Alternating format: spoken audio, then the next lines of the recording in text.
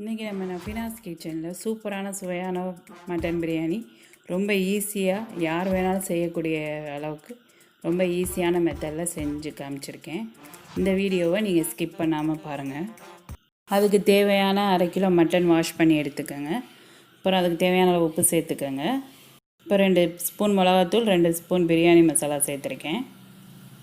ஒரு கையளவு கொத்தமல்லி, 6 பச்சை மிளகா, 5 டேபிள் ஸ்பூன் இஞ்சி பூண்டு விழுது, ஒரு கையளவு புதினா சேர்த்துருக்கேன். இப்போ ஒரு சின்ன டம்ளரில் நல்ல திக்கான தயிராக கெட்டியான தயிராக சேர்த்துக்கங்க.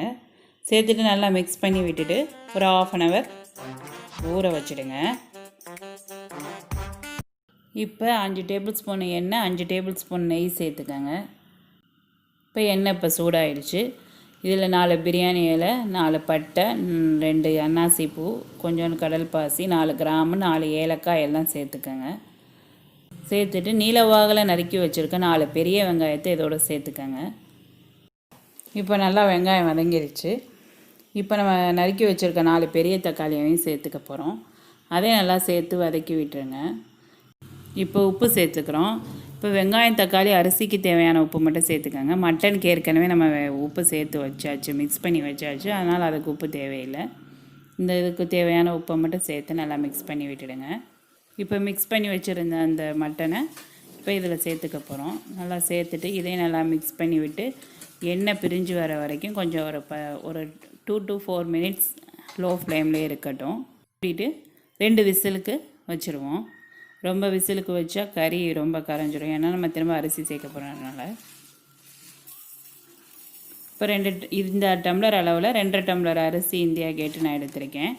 பிரியாணி அரிசி 2 டம்ளர் எடுத்திருக்கேன். எடுத்துகிட்டு அதை நல்லா வாஷ் பண்ணிவிட்டு ஊற வைக்க போகிறேன். ஒரு 1/2 அன் ஹவர் ஊற வைக்க போகிறேன். நல்லா எண்ணெய் விட்டு நல்லா கறி முக்கால் பதத்துக்கு வெந்துருச்சு. இதில் ஏற்கனவே 2 டம்ளர் அளவு தண்ணி இருக்குது. அதனால் நம்ம 3 டம்ளர் ஊற்றி ஊற வச்சுருந்ததே போதுமான அளவு. ஏன்னா குக்கரில் வைக்கிறனால நம்ம 3 டம்ளர் 5 டம்ளர் தண்ணி போதும். இப்போ சேர்த்துட்டு நல்லா பிரியாணி அரிசியை நல்லா மிக்ஸ் பண்ணி விட்டுடுங்க. குக்கர் மூடியை க்ளோஸ் பண்ணிவிட்டு விசில் போடலன்னா இதுதான் இதில் உள்ளது. விசில் போட்டிங்கன்னா நீங்கள் அரிசி குழஞ்சிரும் கண்டிப்பாக. இப்போது இன்னொரு பேனில் எண்ணெய் நல்லா ஒரு 2 ஸ்பூன் எண்ணெய் விட்டு ஒரு நீலவாகில் நறுக்கின பெரிய வெங்காயத்தை ஒரு வெங்காயம் சேர்த்துக்கங்க. சேர்த்து நல்லா ட்ரையாக வதக்கி ஒரு பக்கம் எடுத்து வச்சுக்குவோம். இப்போ குக்கரை ஓப்பன் பண்ணி போகிறேன். ஒரு 10 நிமிஷம் கழித்து லோ ஃப்ளேமில் தான் வச்சுருந்தேன்.